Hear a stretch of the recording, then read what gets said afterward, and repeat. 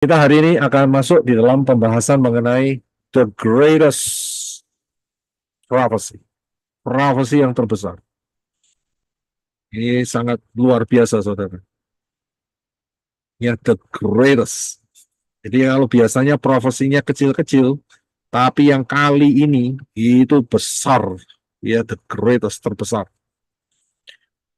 Kalau saudara belum mengikuti pembahasan yang akan saya bahas hari ini, saudara perlu untuk ikut juga mengikuti pembahasan yang telah kita bahas, yaitu mengenai foretold session pertama dan foretold session kedua, dan juga mengenai yang kita bahas kemarin, yaitu naga, itu mitos atau titik-titik-titik. Saudara perlu mendengarkan ini untuk dapat memahami dengan baik ya tentang rencana Bapak Yahweh di dalam membawa kita ke Noah Ark kali ini. Ya. Dan juga saudara perlu sekali ya, saya bilang perlu sekali mendengarkan pengajaran yang satu ini, yaitu Noah dan zaman akhir. Ya, jadi hari ini saya akan berikan penjelasan Dafar Elohim, akan tetapi untuk lebih detailnya dan saling berkoneksi satu sama lain, saudara perlu sekali ya, sangat perlu Noah dan zaman akhir. Ya, hari ini saya mungkin hanya bahas sedikit sepintas begitu, karena sudah saya bahas secara detail di dalam Noah dan zaman akhir. Ya, jadi saudara perlu mendengarkan hal ini. Ya, karena ini koneksi satu sama lain, integrated satu sama lain. Ya, jadi ada hal-hal yang uh, belum saya sampaikan ya di dalam Noah dan zaman akhir, saya sampaikan di pengajaran hari ini.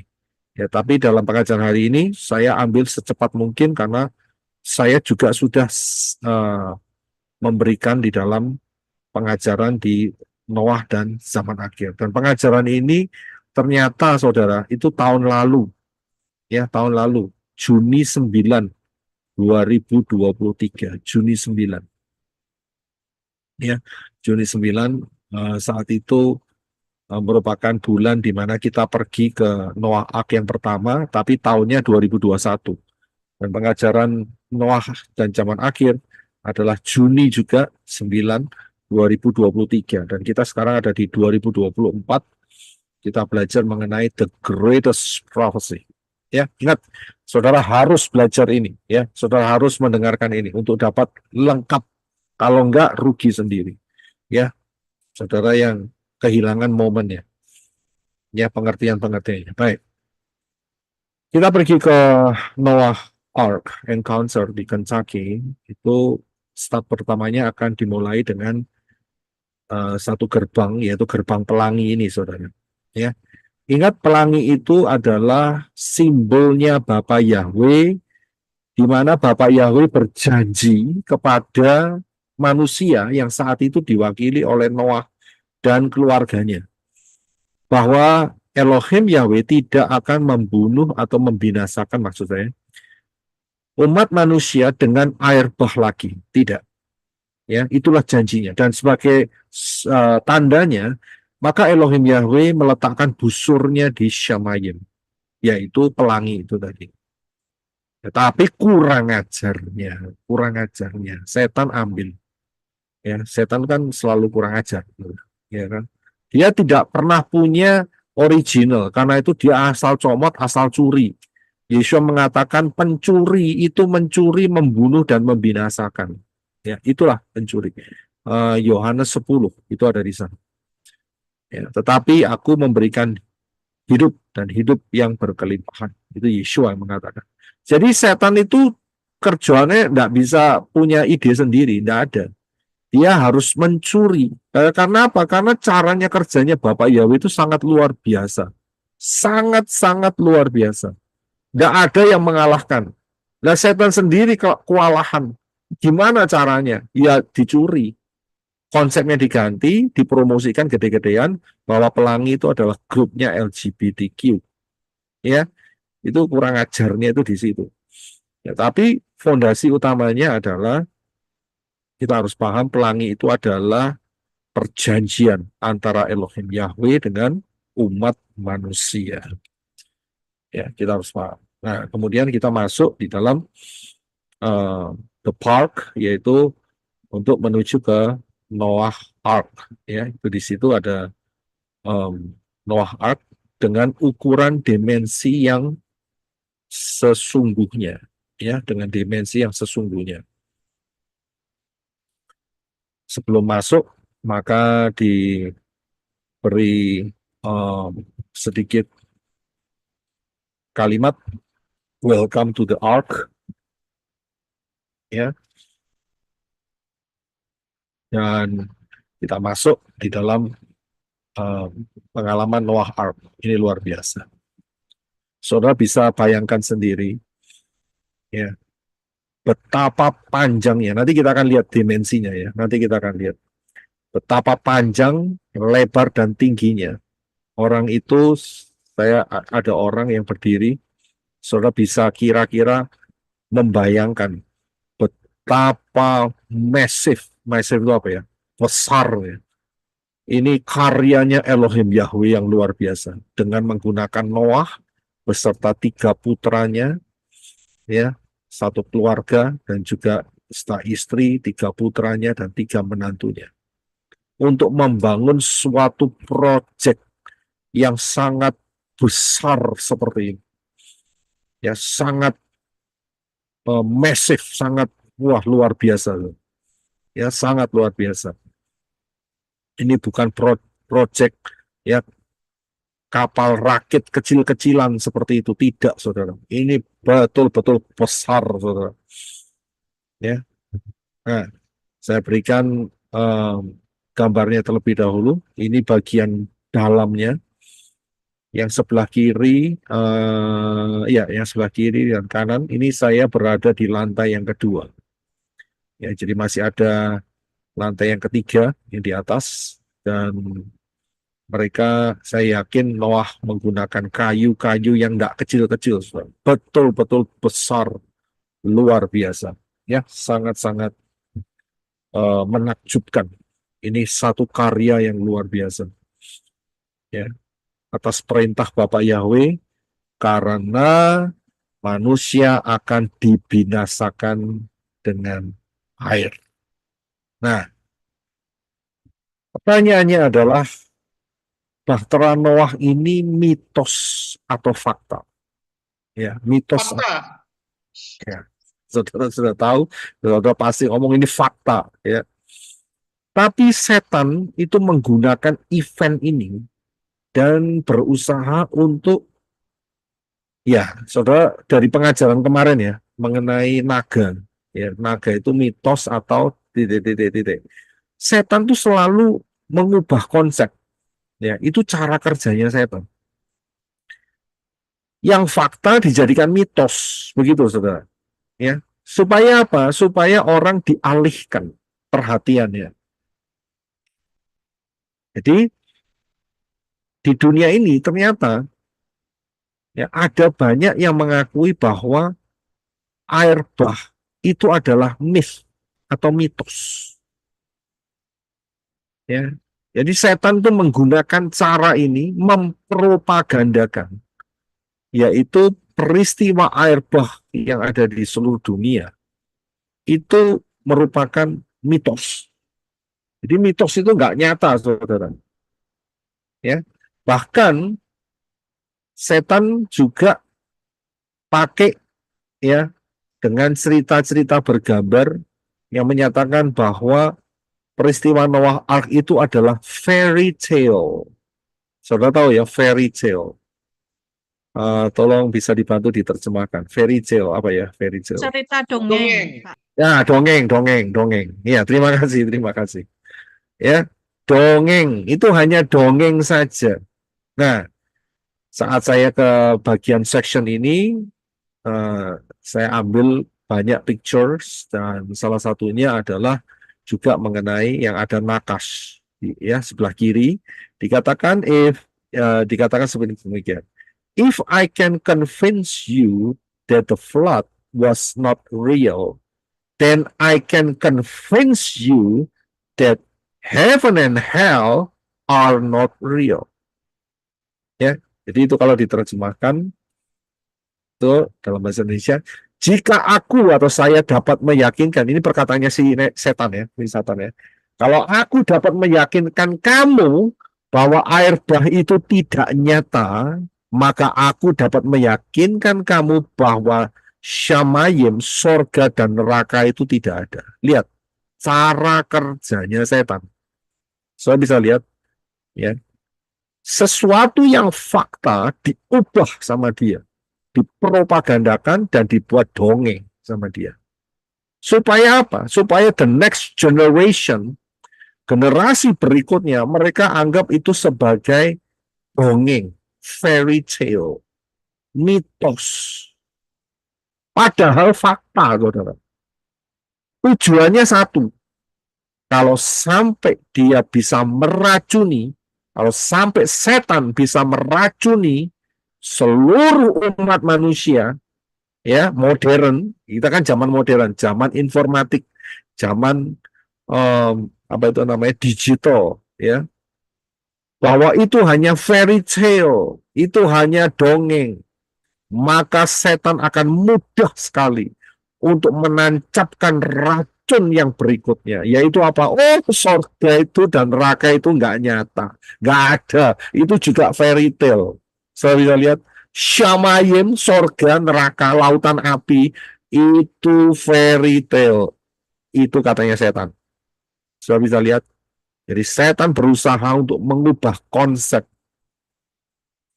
Ya, anak-anak pasti akan melihat sesuatu yang menarik, lucu, ya, apa itu namanya, karakter yang lucu, ya.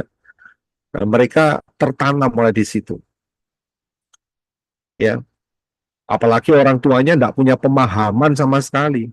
Anaknya apalagi, cucunya apalagi, cicitnya apalagi, lama-lama selesai ceritanya.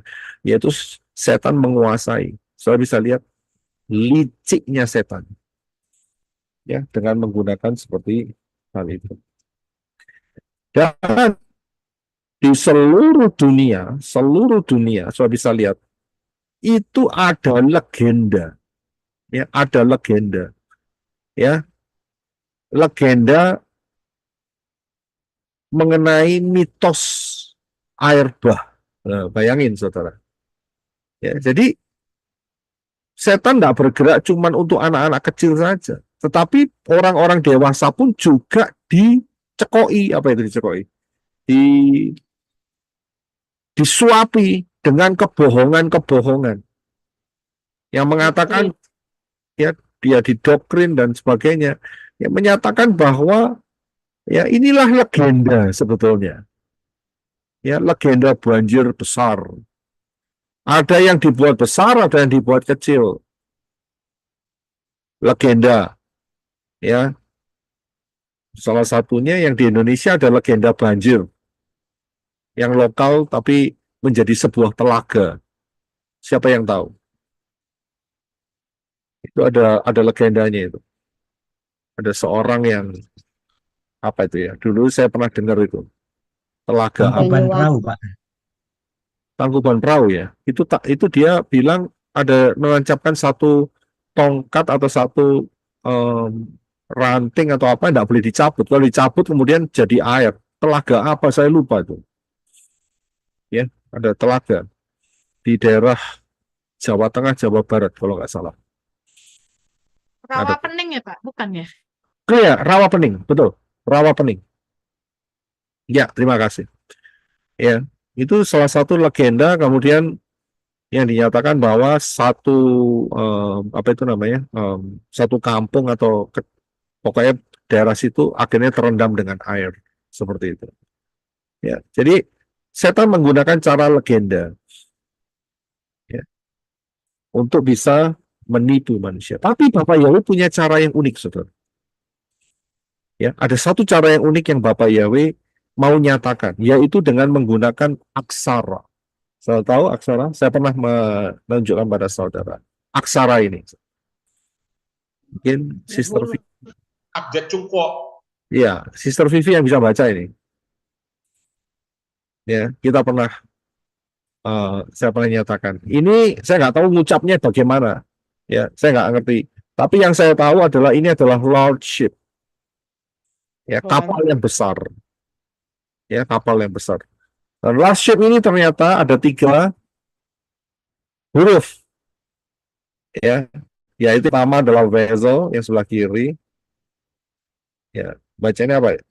Ibu, ya Sister Jenny ini, Juan, Tuan, ya, Chuan. Juan, ya. Oke, terima kasih, ya. Dan di sini dikatakan ada 3 bagian, yaitu yang pertama bercerita mengenai vessel atau tempat, kemudian ada 8 atau 8, kemudian ada mulut atau manusia. Ya, ini sebetulnya sebuah kisah dengan menggunakan aksara ini. Elohim Yahweh itu mau bercerita, dan uniknya, ya, aksara ini diberikan kepada satu bangsa yang sangat besar populasinya, yaitu bangsa Tionghoa. Ya, bahasa Indonesia nggak ada, bahasa India juga nggak ada, yang ada bahasa Tionghoa. Itu luar biasa. Ini salah satu. Dan ternyata, ya, dari karakter atau aksara ini bercerita mengenai suatu peristiwa luar biasa ini. Ya, ini luar biasa. Yaitu mengenai Noah Ark, ya, bahtera Noah. Karena lordship, kalau saat mereka menulis lordship, maka mereka harus nulis, ya ini tadi, ya ada angka 8-nya, ada personnya, ada boatnya, ya lordship, dan mereka akan selalu diingatkan dengan satu peristiwa yang pernah terjadi. Ini cara Bapak Yahweh super dahsyat dengan menggunakan tulisan, ya, dengan menggunakan tulisan. Hal ini sudah saya berikan. Kalau saudara kepingin untuk mendapatkan pemahamannya, saya bisa ke time travel session yang ke-13 mengenai misteri keselamatan. Saya sudah sampaikan itu, dan kalau saudara kepingin lebih dalam untuk bisa memahami aksara-aksara itu, ya, saudara bisa lihat itu di YouTube-nya, ya, yang bawa si satu pendeta namanya Kong Hee dari Singapura, ya. Tapi saya harus kasih tahu bahwa dia masih pakai nama Yunani, itu saja. Jadi saudara harus hati-hati di situ. Ambil yang baiknya, ya, ambil yang baiknya, yaitu mengenai bagaimana cara Elohim Yahweh menjangkau manusia, ya. Jadi ambil yang baiknya, ya. Pikiran harus diarahkan ke kedewasaan, ya. Nah, ternyata Noah Ark ini merupakan fakta. Ada di Gunung Ararat. Gunung Ararat itu ada di mana? Saudara pasti sudah tahu. Di Turki. Ya, di Turki, ya. Terima kasih, ya. Dan pernah di discovery atau ditemukan, diselidiki oleh Ron Wyatt, ya. Memang namanya sudah hampir 5.000 tahunan, ya, 4.500-an tahun lah. Jadi ya ketutupan tanah, saudara. Tapi itulah, ya, saya sudah berikan batasan-batasannya, itu Noah Ark-nya itu di situ, ya, bahtera Noah. Jadi ada, betul-betul ada. Ini merupakan fakta, ya, fakta. Dan wajib diingat bahwa penulis daripada kitab Bereshit, karena peristiwa Noah Ark ini ada di dalam Kejadian, Bereshit, Kejadian, pasal yang ke-6, 7, 8. Ya, penulisnya adalah Moshe, dan Moshe didikte oleh Elohim Yahweh. Jadi idenya adalah Elohim Yahweh sendiri yang memberikan informasi kepada Moshe, dan kemudian Moshe menuliskannya. Nah, saat Moshe menuliskannya, ini luar biasa, saudara. Karena apa? Saat Moshe menulis, dia menggunakan huruf Ibrani, sehingga dia bisa menceritakan mengenai peristiwanya, ya, peristiwanya. Kemudian juga yang ditulis mengenai bentuk dan ukurannya, ya, bentuk dan ukurannya.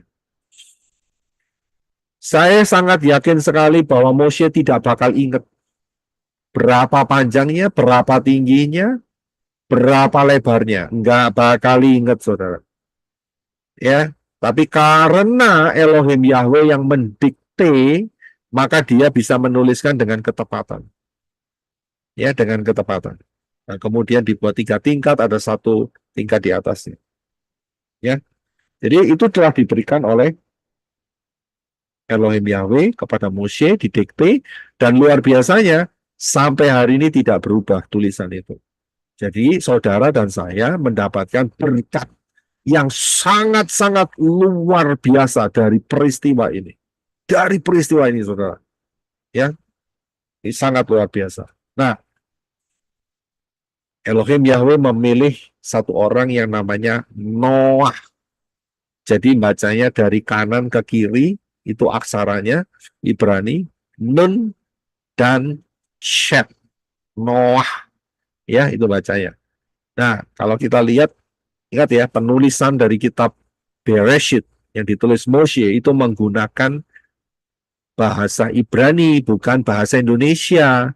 Kalau di dalam bahasa Indonesia, saudara saya sudah jamin 1.000.000%, bahkan bermiliar-miliar persen, saudara tidak akan pernah menemukan detailnya. Mau pakai bahasa Inggris juga nggak akan ketemu. Mau pakai bahasa Yunani juga nggak bakal ketemu. Karena itu di atas saya jelaskan bahwa untuk menggali kebenaran daftar Elohim, untuk membuka kunci-kuncinya harus kembali ke bahasa Ibraninya, tulisan huruf-huruf Ibrani, piktografnya, dan gematrianya. Kalau saudara tidak mau, ya saudara nggak dapat apa-apa, cuma dapat suatu cerita saja, selesai, fairy tale, selesai, saudara, dibohongin setan, ya kan? Jadi kalau mau mendapatkan, saudara kembali ke akarnya, ya. Jadi nggak usah mengeraskan hati, ya. Mengapa harus kembali ke Ibrani? Nah, memang itu caranya Bapak Yahweh untuk memberkati kita. Why not? Kenapa tidak? Ya, itu kekayaannya luar biasa. Coba perhatikan. Nah, ya, pengajaran ini saya sudah sampaikan ya di dalam Noah dan zaman akhir ya. Jadi saya hanya ambil cuplikannya saja, saudara ya. Sudah di sana, sudah ada di sana semua. Jadi saya ambil cuplikannya saja hari ini. Jadi ada 2 huruf, yaitu huruf Nun dan Shet. Huruf Nun itu bentuk piktografnya adalah ikan, dan huruf Shet bentuk piktografnya adalah pagar. Dari piktografi ini aja sudah ketahuan. Nama Noah itu artinya kehidupan yang dipagari. Ya, dipagari dari apa? Dari malapetaka yang akan menimpa seluruh dunia.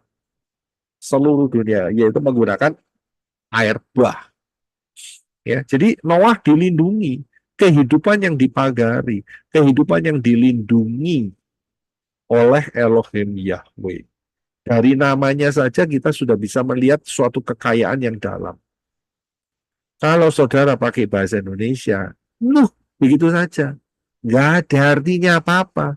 Atau bahasa Inggris, Noah, begitu aja. Tapi ya nggak sedalam ini. Ya kan, apa artinya? Nggak ada. Ya Noah, begitu aja. Ya Nuh, seorang yang bikin bahtera, seperti itu aja. Tapi kalau kita lihat di dalam piktografnya, kita bisa lihat, oh ini orang, ya, memang kehidupannya dipagari oleh Elohim Yahweh. Ya. Nah, kalau dilihat dari angka gematrianya, Nun itu 50, Shet itu 8. 50 itu salah satunya, maknanya adalah Yobel. Sedangkan Shet itu adalah permulaan yang baru. Dari sini, dari gematria ini, kita bisa melihat, ya, dari kata, arti kata Noah, itu adalah Yobel, masa pembebasan. The new beginning, ya, adalah permulaan yang baru. Dan ini sebetulnya dalam sekali, saudara, ya. Bisa bercerita juga mengenai kehidupan manusia yang baru. Saudara dan saya yang diperbaharui oleh ruah Yahweh Elohim. Karena darah Yeshua Mashiach ada dalam jiwa, roh, dan tubuh saudara dan saya. Dan kita diperbaharui. Ya, kita diperbaharui. Itu juga menggunakan angka 8 dan angka 50. Nah, kalau saudara tidak mau mengakui gematria, Lah ya sampai kapanpun ya saudara nggak akan pernah ketemu. Maknanya daripada Noah dari angka gematria adalah permulaan yang baru, the new beginning, new creation, ya, ciptaan yang baru. Saudara dan saya harus diciptakan kembali. Yesua saja mengatakan melalui percakapannya dengan Nikodemus yang mengatakan bahwa kalau seorang tidak dilahirkan kembali, maka dia tidak dapat melihat kerajaan Elohim. Bahkan tidak dapat masuk ke dalam kerajaan Elohim karena tidak melihat. Kita bisa lihat, harus dilahirkan kembali. Ya, dilahirkan kembali. Rabi Saul, Rasul Paul juga menyatakan, kamu harus diperbaharui pola pikirmu, harus diperbaharui. Dan kamu menjadi manusia-manusia yang baru, yang lama sudah berlalu. Mengenakan jubah yang baru, begitu. Ya, jadi artinya banyak dalam sekali. Ya, saat kita mempelajari dengan angka gematria, wow, sangat dahsyat, sangat luar biasa. Ya, jadi kekayaannya terbentuk semua, keluar semua. Nah, kalau dilihat lebih dalam lagi, saudara perhatikan. Dari angka gematria, kalau kita kalikan, kita kalikan 8 dikali 50, maka hasilnya adalah 400.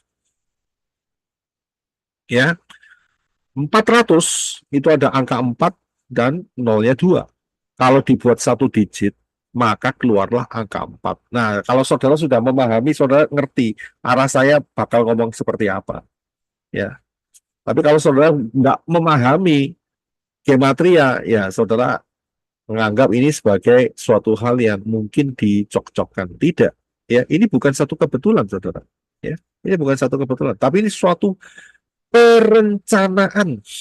Ya, perencanaan yang luar biasa. Nah, kalau kita ketemu dengan angka 4, ya, kalau saudara cocokkan dengan budaya Cungko, ya artinya kematian, ceritanya begitu, si mati, ya kan? Tapi kita lagi ngomong soal Ibrani, jadi jangan dicocokkan atau disandingkan dengan kebudayaan yang lain. Nggak akan pernah cocok karena kebudayaan yang lain dikuasai setan. Sedangkan kebudayaan yang Bapak Yahweh berikan, yaitu melalui Abraham yang disuruh keluar dari Ur Kasdim, ya, itulah merupakan cara Elohim Yahweh untuk membuat, ya, grup tersendiri, ya, yaitu grup yang akan diselamatkan melalui mobilnya, yaitu Yehudi. Ya, nah, dari situ kita dapat melihat suatu kekayaan dengan menggunakan huruf 4, maka kita akan bisa melihat Yeshua pernah mengatakan, akulah pintu. Ya, karena apa? Karena angka 4, huruf 4, angka 4 itu adalah huruf dalet. Dan huruf dalet itu adalah pintu, pintu keselamatan. Ya, di Noah Ark pintunya 1. Ya, pintunya 1. Ya, saudara jangan ngomong Ark Encounter ada pintunya banyak, ya memang saudara, ya itu kan replika saja. Tapi Noah Ark maksud saya itu pintunya 1. Dalam Yohanes 10 ayat 9, Yesus sudah menyatakan. Silakan Brother Enoch untuk bisa baca. Terima kasih. Yohanes 10 ayat 9. Akulah pintu. Jika seseorang masuk melalui aku, ia akan diselamatkan.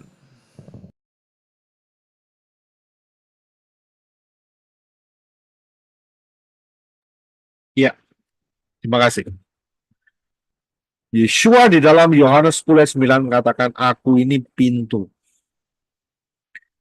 Kalau saudara cuma baca bahasa Indonesianya, terbatas. Ya cuma tahu, oh Yeshua pintu gitu aja. Tapi kalau saudara kembali ke akar Ibraninya, saudara akan temukan pintu itu dalet. Dan angkanya adalah 4.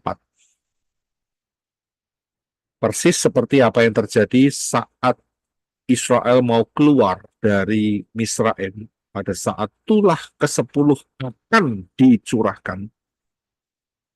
Yang diberi darah domba adalah pintu. Saya bisa lihat. Jadi arahnya ke sana, saudara. Pintu keselamatan.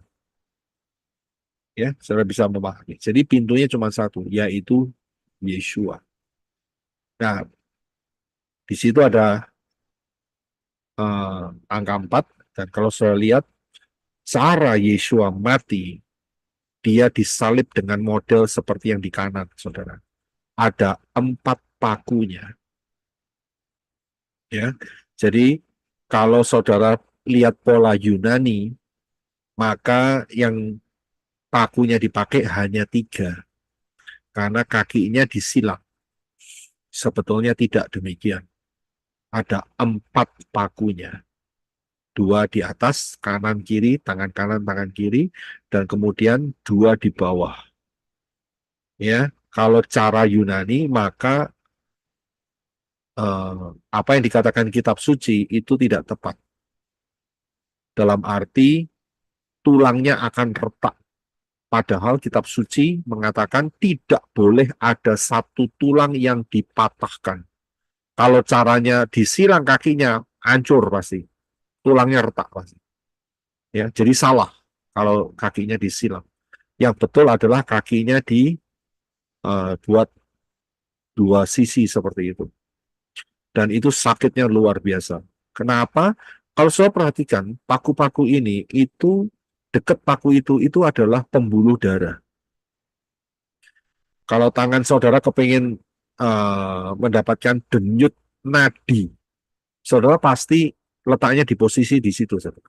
Bukan di telapaknya, ya, tapi di pergelangannya. Begitu juga di pergelangan kaki manusia itu ada nadinya di bawah, ya, itu kayak pompa. Jadi pada saat itu dipaku, itu darah itu dipompa untuk keluar terus. Tujuannya apa? Manusia mati pelan-pelan, kehabisan darah. Ya itu dia, saudara. Ya, jadi ini yang sesungguhnya. Nah, pertanyaan adalah kapankah pintu atau dalet ya itu terbuka? Kapan? Siapa yang tahu jawabannya? Kapan pintu itu terbuka?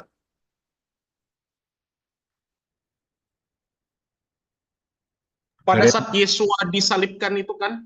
Iya, iya, terima kasih. Terima kasih, Rizko. Jadi kapan pintu itu terbuka? Yaitu jawabannya adalah tepat 4.000 tahun sejak kejatuhan Adam dan Hawa. Sudah bisa lihat? Ya, setelah kejatuhan Adam dan Hawa, manusia ke dalam dosa, 4.000 tahun setelah peristiwa itu, disitulah pintu itu terbuka. Dari sini kita bisa melihat pengembangannya, yaitu dengan pola angka 7, maka sudah dapat dipastikan hari ini 2024, kurang 6 tahun lagi, saudara, untuk masuk dalam kerajaan 1000 tahun. Kalau orang tidak percaya akan pola angka 4, maka orang itu akan berpikiran bahwa kedatangan Yeshua HaMasyiah yang kedua tepat di 6.000 tahun. Saya bisa lihat, ini saya bukan ngomong soal rapture ya. Rapture nanti dikurangi 3,5 ya. Saya ngomong kedatangan Yeshua yang kedua. Berarti orang itu tidak percaya akan pola angka 7-nya Elohim Yahweh.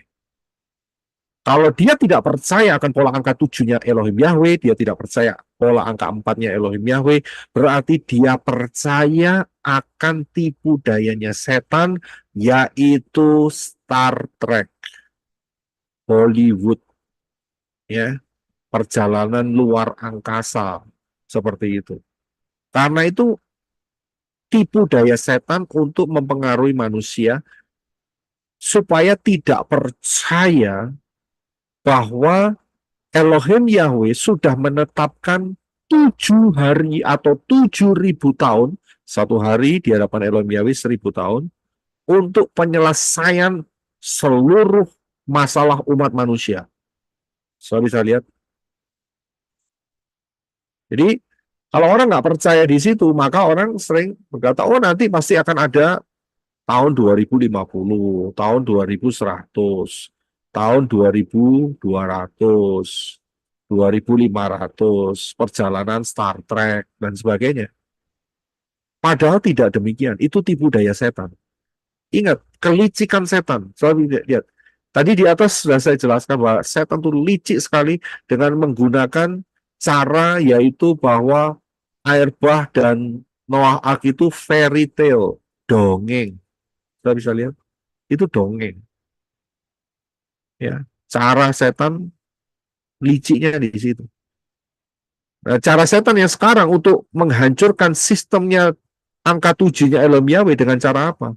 Ya dengan cara film-film, movie-movie, ya, perjalanan ke masa yang akan datang, ya, 3000 tahun kemudian. Begitu, Saudara. Ya, dengan menggunakan cara propaganda seperti itu supaya apa? Tidak percaya.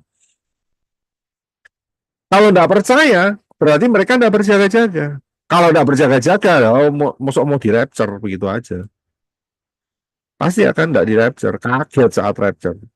Jadi dengan perhitungan angka 4 ini, kepastian tepat 4000 tahun setelah kejatuhan manusia dan Yeshua mati di situ, kita bisa menghitung. Ya, 2000 tahun ya, kita sudah di 2024. Kita lihat kematiannya kapan? Tahun 30 atau tahun 31. Ya sudah, kita tambahkan aja 2000 tahun. Ya, berarti kurang 6 tahun, Saudara. Kurang 6 tahun. Ya, untuk mencapai kedatangan Yesus yang kedua loh ya. Tapi untuk sampai di rapture ya kurang 3,5 tahun gitu aja. Saya bisa lihat dikurangin 3,5 tahun. Ya, saudara bisa ngitung sendiri. Ya. Kemudian Bahtera. Bahtera itu bahasa Ibrani adalah tebah. Tebah atau tebah seperti itu. Yang mana yang benar? Yang bisa bahasa Ibrani? Tebah atau tebah? Oke, apa? Tebah. Tebah. Ya, tebah. Ya, terima kasih. Ya. Nah, kalau kita lihat tebah, kata tebah ini juga dipakai untuk satu peristiwa. Siapa yang masih ingat peristiwa apa? Moshe. Ya, terima kasih. Moshe. Keranjang untuk menyimpan Moshe supaya tidak dibunuh oleh Firaun, dibuang ke, maka dia disembunyikan di Sungai Nil dengan menggunakan tewah. Ini sama, saudara. Ya, Keluaran 2 ayat 3. Silakan, Brother Enoch.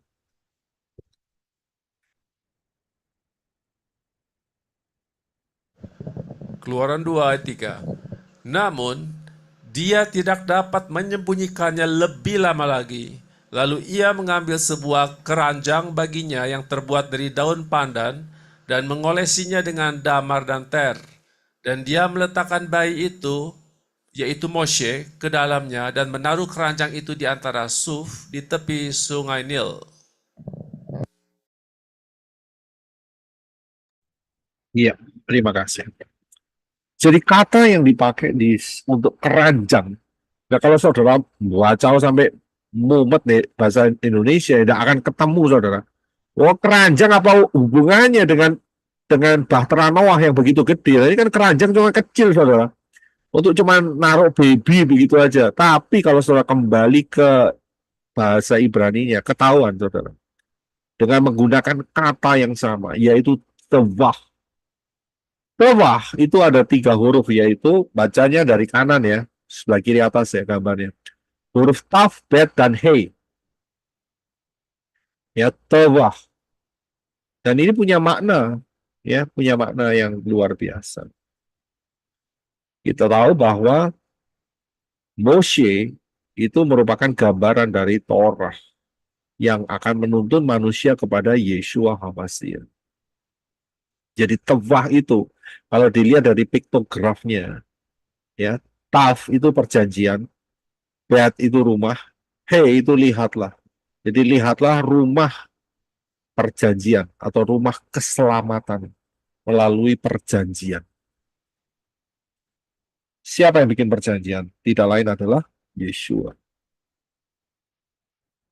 Sudah bisa lihat? Jadi Bahtera Noah adalah rumah keselamatan. Bisa selamat melalui siapa? Tidak lain melalui Yeshua. Nah, kalau sudah Yeshua, itu ada 4 huruf. Saya lihat tulisan Yeshua sebelah kanan bawah, itu ada 4 huruf di sebelah kirinya. Bacanya dari kanan. Yod, Shin, Waw, Ayin. Bisa lihat Yeshua. Yahweh yang menyelamatkan. Yodnya itu Yahweh. Yahweh yang menyelamatkan. Aktif. Aktif terus menyelamatkan. Jadi kalau mau selamat, masuk Tevah. Karena ada Yeshua. Masuk di dalam Yeshua. Aku di dalam Yeshua, Yeshua dalam aku. Ya kan? Kita harus ada di dalam Yeshua dan Yeshua ada di dalam kita. Suatu persekutuan, suatu perjanjian. Dan disitulah kita diselamatkan. Ya. Jadi saudara wajib ya untuk melihat pengajaran ini. Saya hanya memberikan cuplikan-cuplikannya saja. Wajib karena hubungan pengajaran hari ini berhubungan dengan pengajaran Noah dan zaman akhir. Ya, saya berikan pengajaran only ya paling 1 jam 1/4 gitu. Saya berikan secara detail di sana. Kita lihat ukuran daripada Noah Ark. Ukuran dari Noah Ark itu 1 cubit. Itu ukurannya sekitar 20,4 inch. Dan kalau sudah buat konversi ke meter, lebarnya adalah 25,9 meter, tingginya 15,5 meter, panjangnya 155,4 meter. Nah, itu saudara bisa membayangkan. Ya, karena saudara untuk golongan Indonesia pakai menggunakan satuan meter. Ya, kalau kita di sini pakai satuan feet. Ya. Jadi besar sekali saudara. Seperti yang saya tunjukkan di gambar di atas, ya bukan satu perahu yang kecil. Kalau saudara kepengen tahu, ya itu sebelah kanan itu menjelaskan itu masuk semua. Cuman ada yang nggak dimasukkan. Saudara tahu apa yang nggak dimasukkan? Gampang saudara. Ya, yang nggak dimasukkan adalah ikan. Ya kan? 0%. Yang di tengah itu ada tulisan 0%. Ikan tidak masuk. Jenis-jenis ikan nggak akan masuk. Ya karena sudah ada air, ikannya mau masuk gimana caranya? Buat apa? Ya. Dan kalau saudara ingin tahu dimensinya seberapa besar, itu sebelah kanan bawah. Saya tunjukkan di gambar berikutnya. Ini dia, saudara. Siapa yang pernah ke Amerika, saudara pasti mungkin pernah mampir ke Patung Liberty. Patung Liberty itu, Noah Ark itu lebih panjang dari Patung Liberty.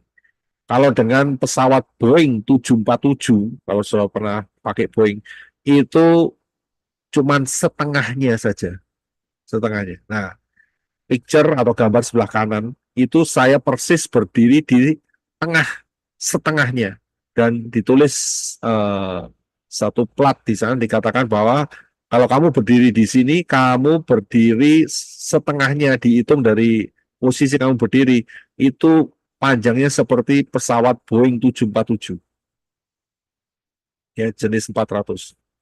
Boeing 747, 747-400. Ya. Kalau saya lihat mau bandingkan dengan Titanic, Titanic memang lebih besar, saudara. Ya. Jadi hampir setengah lebihnya dari Titanic.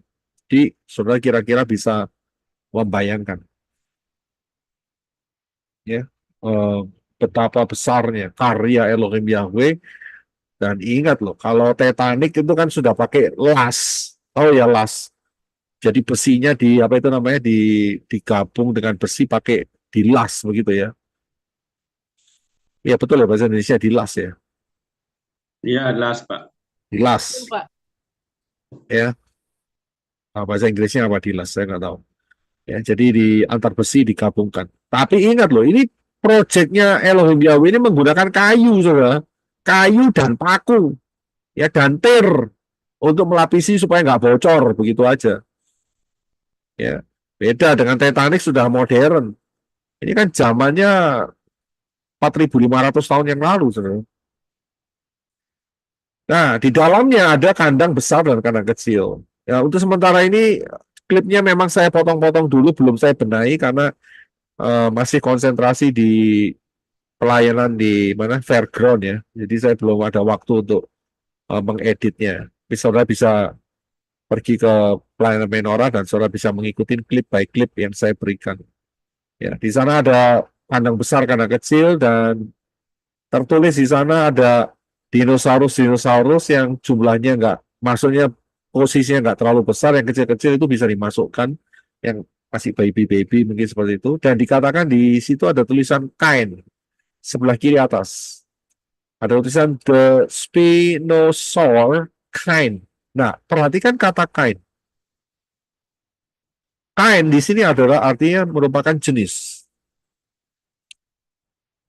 Ya, itu ada di dalam ayatnya, yaitu dalam Kejadian 6 ayat 19 sampai 20. Silakan Brother Reno.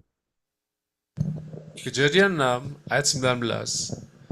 Dari segala makhluk hidup, haruslah engkau bawa ke dalam batra itu sepasang-sepasang, jantan dan betina dari setiap jenisnya, supaya tetap hidup bersamamu. 20.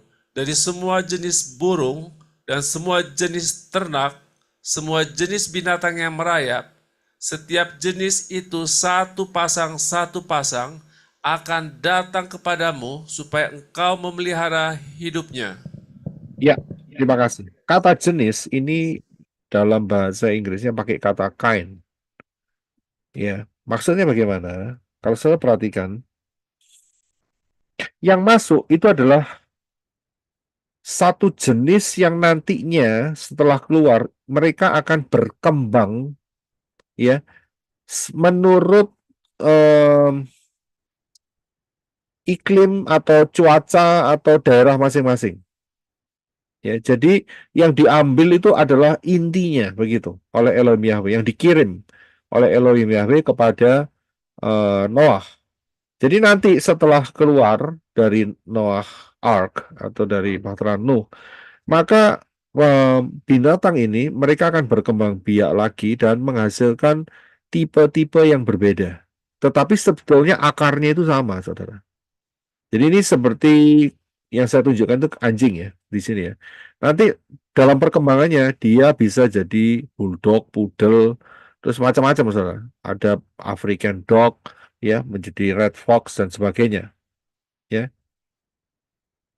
jadi bisa beradaptasi, ya, beradaptasi dengan perkembangannya yang berbeda-beda. Jadi saat mereka keluar, mereka satu kain seperti itu, tapi dalam perkembangannya mereka akan menyebar dan membentuk grup-grup jenis-jenis yang baru. Ini yang anjing. Kemudian yang kucing seperti ini, saudara. Ya, adalah felids, the cat kind. Ya, itu nanti bisa gambar di sebelah kanan, dia bisa jadi cheetah, bisa jadi African wildcat, ya.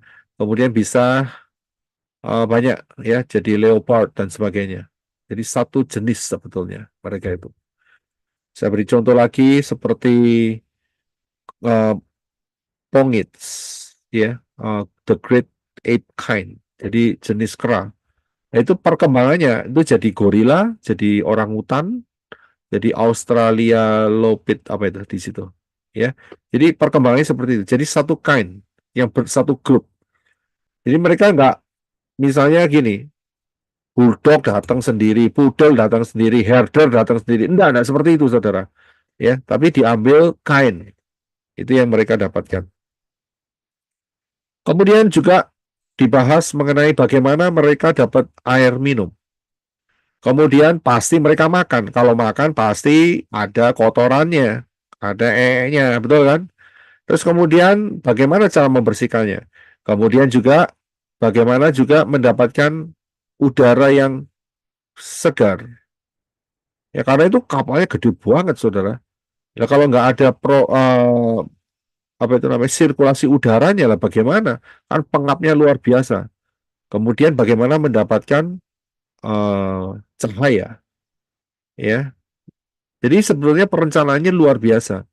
Kita hanya bisa melihat penjelasan dari kitab Bereshit atau Kejadian secara sangat-sangat simpel sekali dan cepat sekali. Tapi sebetulnya kalau itu diteliti, itu bisa dikembangkan dengan luar biasa. Bagaimana mereka cara mendapat air? Ya, mereka tampung dengan air hujan. Ya. Ingat Elohim Yahweh mengatakan saat mereka membangun bahtera itu 3 tingkat. Kemudian ditambahin 1 di atasnya. Ternyata fungsinya untuk itu, saudara. Ya, kita bisa baca itu ada di dalam Kejadian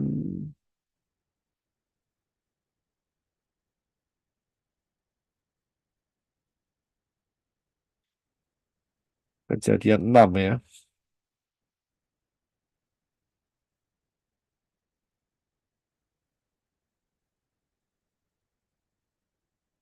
Iya, Kejadian 6 ayat 16. Mungkin Brother Reno bisa baca buat kita. Saya nggak cantumkan ini ayatnya di sini. Kejadian 6 ayat 16. Engkau harus membuat sebuah jendela pada batra itu, dan engkau harus menyelesaikannya sampai sehasta dari atas, dan engkau harus memasang pintu batra itu pada lambungnya. Engkau harus membuat batra itu bertingkat, bawah, tengah, dan atas. Terima kasih. Jadi ada 3 tingkat. Kemudian di atasnya ada 1 hasta lagi. Ya, dikatakan engkau harus menyelesaikannya sampai sehasta dari atas. Dinaikkan. Tujuannya apa? Ternyata tujuannya itu untuk menampung air. Ya, untuk supply air minum. Ingat ini air hujan, jadi nggak asin. Ya, ini bukan air laut. Jadi air yang dicurahkan dari langit. Dan itu bisa dibuat sebagai air minum. Jadi mereka mendapatkan air yang bersih. Ya, untuk minum. Dan kemudian mereka juga bikin tempat saluran untuk pembuangan kotoran-kotoran. Jadi nggak nganggur, saudara. Ya, 8 orang, bayangin saudara, begitu gedenya untuk bersihin semua. Kalau nggak dibersihin ya saudara bisa ya merasakan sendiri bagaimana rasanya ya. Kalau nggak ada sirkulasi udara, nggak ada lampu atau sinar, terus kemudian kotorannya baunya luar biasa, ini kan binatang-binatang itu pasti kan makan toh, ya kan? Kalau nggak ada sistem pembuangannya, wah bisa dibayangkan saudara, ya nggak sampai keluar bisa mati semua keracunan udaranya gara-gara kotorannya binatang. Jadi mereka punya sistem untuk pembuangan itu dan mereka buang langsung ke laut. Ya, ada ventilasinya. Ya kalau ada ventilasi bagaimana? Pengapnya luar biasa. Jadi mereka juga ada sistem ventilasi yang mereka bangun di sana. Ini kapal besar, ini bukan rakit ya. Jadi ya harus desainnya itu diberi hikmat oleh Elohim Yahweh. Ya, diberi hikmat sehingga bisa tetap terjaga ya kesehatannya semuanya. Dan kemudian ada lampunya. Lampunya dari mana? Ya pasti dari matahari. Ya kan tidak selalu hujan. Hujannya selesai, ya kan? Tapi yang berikutnya apa? Mereka kan tinggal menunggu supaya airnya surut. Nah, mereka butuh sinar. Bagaimana caranya? Ya, yang 1 hasta itu ya dibuka, saudara.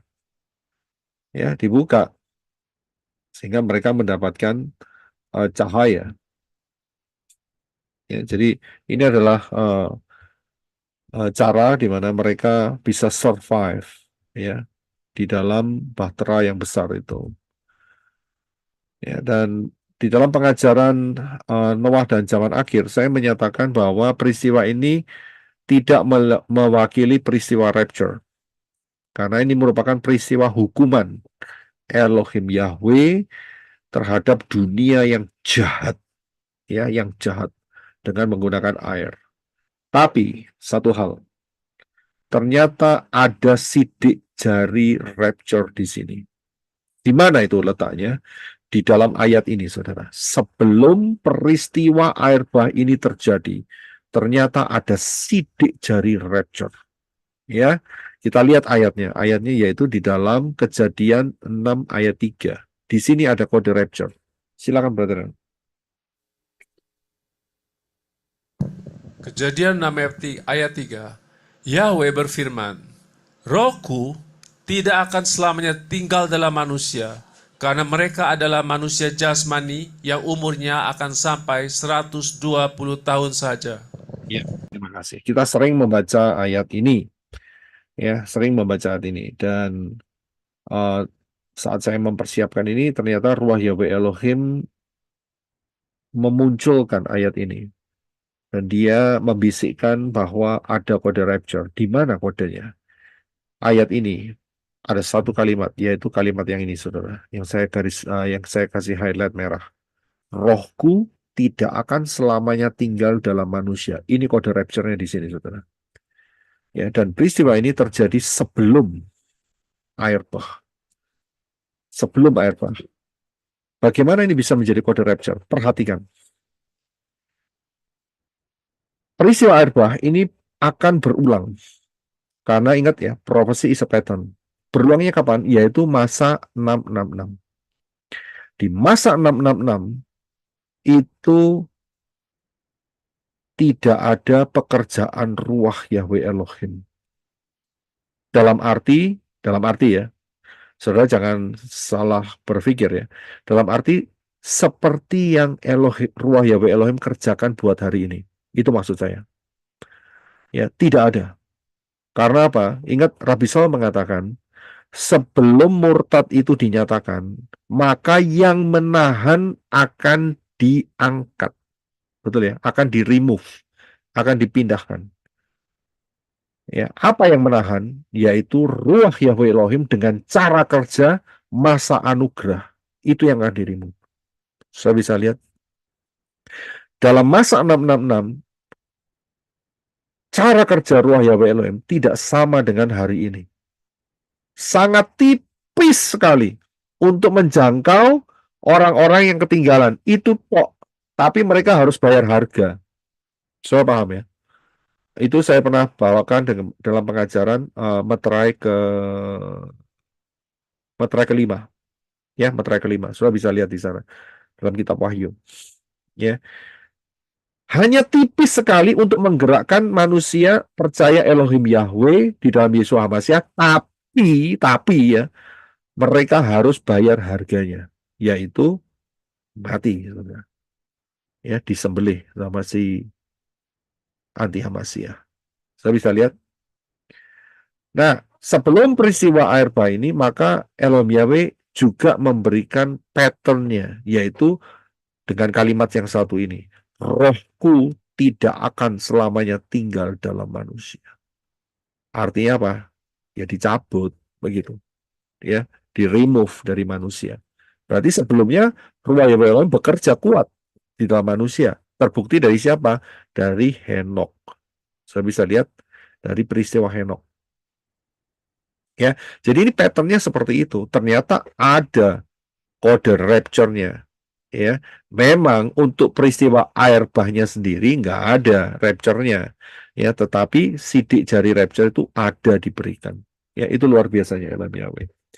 Untuk mempersiapkan ya saudara dan saya yang menyatakan timeline-nya sebelum hukuman itu diberikan, maka Ruach Yahweh Elohim harus selesai masa kerjanya. Saya bisa lihat ya, jadi persis sama ya, persis sama apa yang saat di dalam kejadian peristiwa Noah dan juga nanti peristiwa 666 ya, tidak lama lagi itu line-nya itu sama. Timeline-nya itu sama, luar biasa ya. Karena itu saat saya mau menyiapkan daftar Elohim ini, saya juga tanya sama Ruach Yahweh Elohim, ini mau dikasih judul apa ini ya, saya pikir gitu. Dan Ruach Yahweh Elohim kasih inspirasi, kasih hikmat, kasih pimpinan, kasih judul yaitu The Greatest Prophecy. Ini prophecy yang betul-betul luar biasa dari segala sudut. Ya, kemudian kita melihat kode yang diulang 2 kali.